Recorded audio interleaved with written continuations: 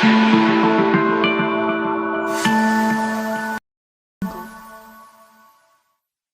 बच्चों, आप सबका स्वागत है मेरे YouTube चैनल में रमा मैम क्लासेस में। और मैं आपकी रमा मैम। आज हम पढ़ेंगे फिजिक्स का टॉपिक। और इसमें हम जो टॉपिक पढ़ने जा रहे हैं ये आपको क्लास 8, 9 और 10 तीनों क्लास के लिए हेल्पफुल होगा। और यहाँ पे हम पढ़ेंगे कि स्पेरिकल मिरर जो होता है, जिसमें रिफ्लेक्शन ऑफ लाइट होता है, उसके कुछ इंपॉर्टेंट पॉइंट्स हम पढ़ने जाएंगे। ठीक है, उसमें जो स्पेरिकल मिरर है उससे रिलेटेड कुछ टर्म्स है वो पढ़ेंगे हम। तो देखिए, spherical mirror works on reflection of light. Spherical mirror क्या होता है, उसमें रिफ्लेक्शन ऑफ लाइट पे वो काम करता है। और जैसे कि मैंने अपने प्रीवियस वीडियो में आपको बताया है कि स्पेरिकल मिरर क्या होता है, कि एक कांच के बॉल होती है ट्रांसपेरेंट, ठीक है, अंदर से खोखली, ठीक है, खोखली कांच की बॉल होती है। उस बॉल को आप कहीं से भी जब काट देते हैं, काटने के बाद आपको एक ऐसा ये मिरर मिलेगा। ठीक है, अगर आपने इसको बाहर से पेंट कर दिया तो यहाँ से लाइट इसमें रिफ्लेक्ट होगी। ठीक है, तो ये कॉनकेव हो जाएगा आपका। और अगर आपने इसको अंदर से पेंट कर दिया तो रिफ्लेक्शन यहाँ से होगा, और इस तरीके के मिरर को हम कहते हैं कॉन्वेक्स। ठीक है, ये दो तरीके के मिरर मैंने आपको अपने प्रीवियस वीडियो में बताया है। अब ये जो आपकी कांच की बॉल है, ठीक है, खोखली कांच की जो बॉल है, तो ऑब्वियसली इसमें भी एक सेंटर होगा। ओके, ठीक है, इसमें एक सेंटर होगा, जैसे सर्कल में होता है सेम इसमें भी एक सेंटर होगा। ठीक है, और सेंटर के साथ साथ जैसे सर्कल में रेडियस होता है तो इसमें भी रेडियस होगा। आप इसको 3D समझिए, जो आपकी बॉल होती है खेलने वाली उसको समझिए कि वो एक कांच की बॉल है। ठीक है, तो इसको जब आप 3D में सोचेंगे तो आपको अच्छे से समझ में आएगा। तो आप ये देखिए कि ये आपको एक स्पेयर है, ठीक है, बॉल जैसा स्पेयर है, गोला जिसको हम बोलते हैं। ठीक है, कांच का खोखला गोला है, तो उसका एक सेंटर भी होता है और ये रेडियस होता है। ठीक है, तो इसी स्पेयर का ये सेंटर हो गया और ये रेडियस हो गया। ठीक है, अब आपको मैं आगे और टर्म्स बताती हूँ। तो देखिए, ये है आपका first point, centre of curvature. क्या है? Centre of curvature. तो सेंटर ऑफ कार्वेचर क्या होता है? The centre of curvature of a spherical mirror is the centre of the hollow sphere of glass of which the mirror is a part. तो centre of curvature क्या होता है कि जो खोखला ग्लास का गोला होता है उसका जो सेंटर होता है उसी को हम सेंटर ऑफ कार्वेचर कहते हैं। बट होता क्या है कि मान लीजिए ये जो ग्लास है आपने इसको यहाँ से कट किया, ठीक है, तो आप इतना मिरर यूज करेंगे, आप इतना मिरर यहाँ से लेके यहाँ तक का मिरर यूज करेंगे। ठीक है, और इस मिरर को जब काटने के बाद सिर्फ आपके पास ये हिस्सा बचा है, तो इसका सेंटर ऑफ कार्वेचर यही होगा। मतलब आपका इसका सेंटर ऑफ कार्वेचर लगभग यहाँ पे होगा। तो सेंटर ऑफ कार्वेचर एक्चुअली में क्या होता है मिरर का? जो मिरर हमने जिस स्पेयर से लिया है उस स्पेयर का जो सेंटर ऑफ कार्वेचर होता है वही उस मिरर का भी सेंटर ऑफ कार्वेचर होता है। Clear? Centre of curvature of a mirror is represented by C. Centre of curvature को हम सी से रिप्रेजेंट करते हैं। ठीक है, सेंटर ऑफ कार्वेचर को किससे रिप्रेजेंट किया जाता है? सी से। इसके अलावा क्या है? The centre of curvature of a concave mirror is in front of it but the center of curvature of a convex mirror is behind it।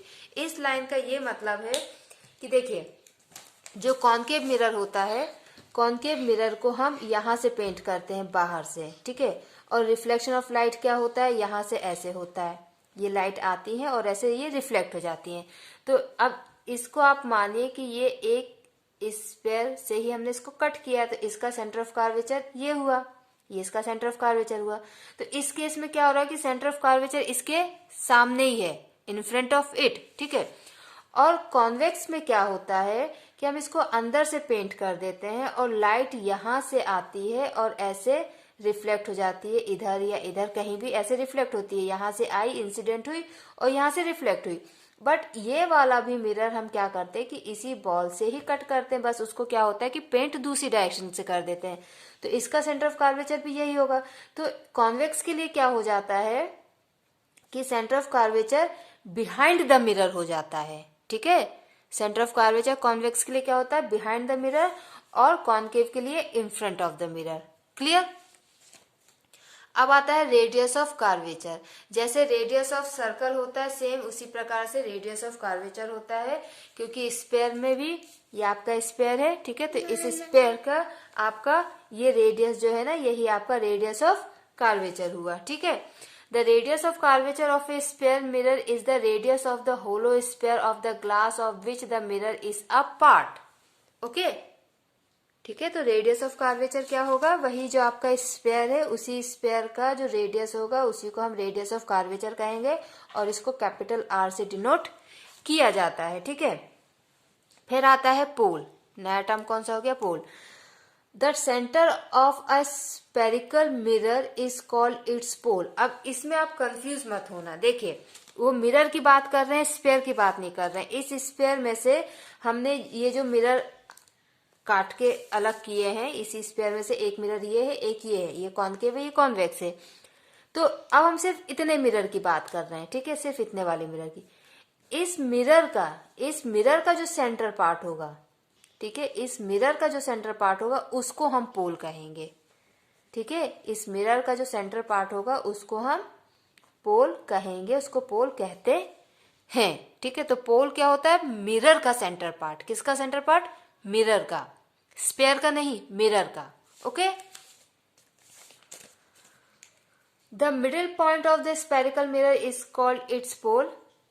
The pole of a spherical mirror lies on the surface of the mirror. अब यहाँ पे surface से उनका मतलब ये है कि जो मिरर हम लेते हैं, ठीक है, ये जो कांच का मिरर होता है उस कांच के ऊपर होता है पोल, सरफेस के ऊपर।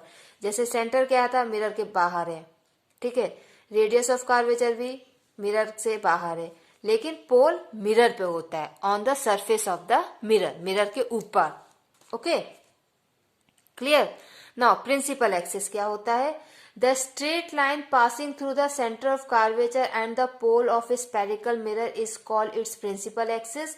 The principal axis is normal to the mirror at its pole.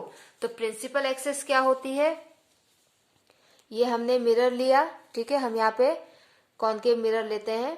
Concave mirror में मान लीजिए ये पोल है, ठीक है, और ये पोल के बाद ये आपका हो गया सेंटर ऑफ कार्वेचर। ठीक, तो ऐसी लाइन जो सेंटर ऑफ कार्वेचर और पोल से पास होती हो, ऐसी लाइन जो सेंटर ऑफ कार्वेचर और पोल से पास होती है, ठीक है, एक ही लाइन होती है, यहाँ पे मैंने मल्टीपल्स लाइन कर दी है बट एक ही लाइन होती है। ठीक है, ये पोल हो गया ये, और ये मान लीजिए सेंटर ऑफ कार्वेचर हो गया। ठीक है, हम यहाँ पे कॉनकेव मिरर की बात कर रहे हैं। तो ये जो लाइन होती है जो सेंटर ऑफ कार्वेचर और पोल से पास होती है, इसको हम प्रिंसिपल एक्सिस बोलते हैं। और ये लाइन हमेशा मिरर के क्या होती है, मिरर के हमेशा नॉर्मल होती है, मीन्स परपेंडिकुलर होती है। ठीक है, मिरर के हमेशा क्या होती है, नॉर्मल या परपेंडिकुलर। ठीक है, ये ऐसे 90 डिग्री का एंगल यहाँ पे बनता है। ओके, और इसी को हम प्रिंसिपल एक्सिस कहते हैं। ठीक है, तो ये 4 ऐसे पॉइंट्स हैं जो आपको अगर पता होंगे तो आप आगे इमेज फॉर्मेशन बहुत अच्छे से पढ़ पाएंगे। आप इस टॉपिक को जरूर कवर कीजिए और फिर आगे हम पढ़ेंगे कि आप मिरर में कैसे इमेज फॉर्मेशन होता है, उसके बारे में हम नेक्स्ट वीडियो में कवर करेंगे। तब तक पढ़ते रहिए, अपना ख्याल रखिए बच्चों। Thank you so much, bye bye.